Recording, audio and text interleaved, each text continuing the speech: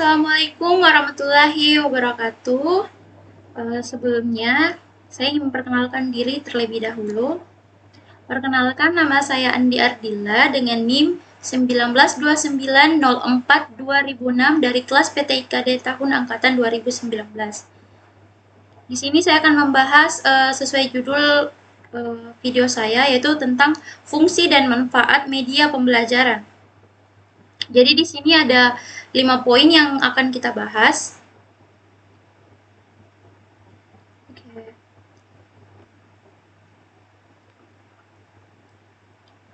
Yang pertama, apakah media mempengaruhi hasil belajar? Sebelum kita menuju ke pertanyaan, kita terlebih dahulu harus mengetahui apakah media itu. Media adalah alat komunikasi yang dapat digunakan untuk membawa pesan dari pemberi kepada penerima pesan.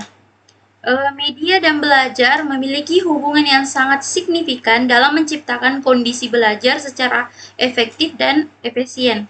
Dengan demikian, dapat dikatakan bahwa semakin bagus media itu dirancang untuk kebutuhan pembelajaran, maka semakin efektif dan efisienlah proses pembelajaran dan semakin baik prestasi peserta didik yang dihasilkan.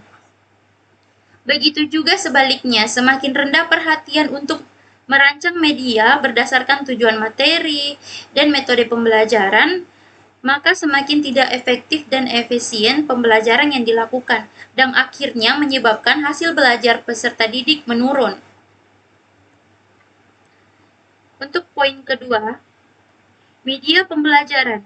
Media pembelajaran mencakup semua peralatan fisik dan materi yang digunakan oleh instruktur dosen, guru, tutor, atau pendidik lainnya. Dalam melaksanakan pembelajaran dan memfasilitasi tercapainya tujuan pembelajaran, media pembelajaran yang dimaksud mencakup media tradisional yang terdiri atas kapur tulis, handout, diagram, slide, overhead, objek nyata, dan rekaman video atau film dan media mutakhir seperti komputer, DVD, CD-ROM, internet, dan konferensi video interaktif. Istilah seputar media pembelajaran. Di sini ada 3. Yang pertama, teknologi pembelajaran. Teknologi pendidikan adalah studi dan etika praktik. Untuk memfasilitasi dan meningkatkan kinerja belajar, studi dan etika praktik tersebut dapat melalui penciptaan, penggunaan, pengaturan proses, dan sumber daya teknologi. Untuk sumber belajar, jadi di sini sumber belajar terdiri dari 2 kata. Yang pertama, sumber. Sumber yang berarti suatu sistem atau perangkat materi yang disengaja diciptakan atau disiapkan dengan maksud memungkinkan memberikan kesempatan kepada siswa untuk belajar. Kata belajar tersendiri pada hakikatnya adalah proses perubahan tingkah laku ke arah yang lebih sempurna sesuai tujuan tertentu yang telah dirumuskan sebelumnya. Jadi sumber belajar adalah segala sumber baik itu berupa daya, data, orang, lingkungan, dan wujud tertentu yang digunakan untuk mendukung proses terjadinya belajar mengajar yang lebih efektif dan efisien dengan tujuan mempermudah peserta didik dalam mencapai tujuan belajar mengajar yang dicapainya.